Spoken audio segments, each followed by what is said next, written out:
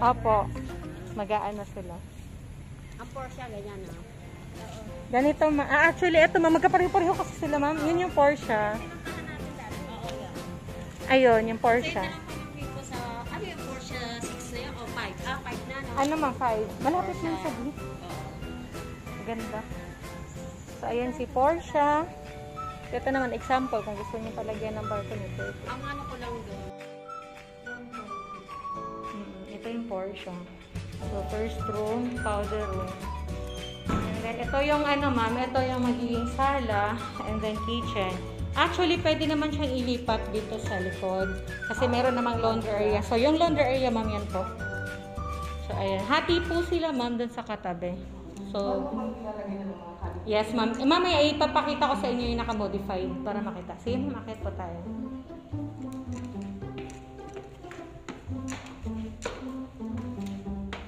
So, ito yung second floor.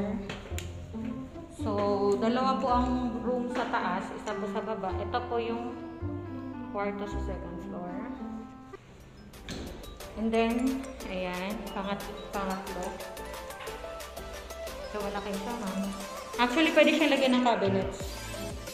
And then, ito, ma'am, nakabang na po yung para sa aircon. Plato na po. Mamaya mo makita mo yung naka-modified na gano'n. So, ito, meron tayong toilet and bath. So, good for starting family, ma'am. Para puntahan natin, ma'am. Punta tayo dun sa naka-modify. Kasi sila lang dalawa eh. Tapos siguro baka kayo po ang mag-aano.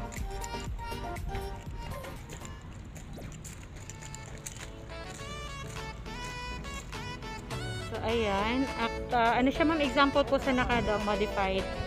Apo, example lang, ma'am, kung gusto niyo pagandahin. Ito, may car garage. So, floor area 40, lot area 45. So, ayan. Diba? Sobrang ganda. So, ito yung modified ng Porsche. So, yan po yung kitchen niya. Yes, ma'am. Ito po, ma'am, ano siya, powder room, CR. Sa taas, ma'am, toilet and bath kasi meron siyang, shower. Ito, ma'am, CR lang siya. So, yan po yung first room. Yes, ma'am. Tingnan natin sa taas. Tingnan niyo po muna, ma'am. Nakalak. Pero the same lang, ma'am, nakita niyo. Pwede na, ma'am, no? Tapos affordable pa to, ma'am.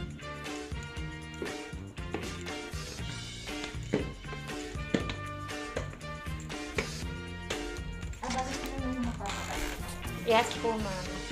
Mas maganda yun, ma'am, para makapili ng size. So, yan po yung toilet and bath sa second floor. Yan. And then, second room.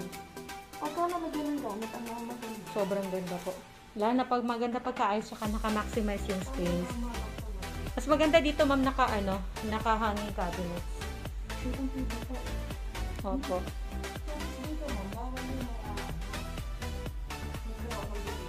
Hindi, ma'am. Hindi po bawal. Basta, ma'am, i-appoint nyo lang po si guard. Sabihin nyo lang po kay guard na may bisita po. Hindi po siya bawal.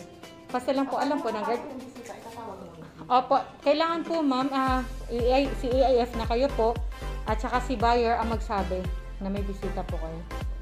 Tapos may mga shuttle service po dito. So, ito yung ma'am. Ito yung master's bedroom.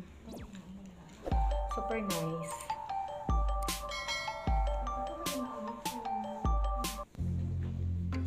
Pag naayusan kasi ang bahay, ma'am, mag-iiba.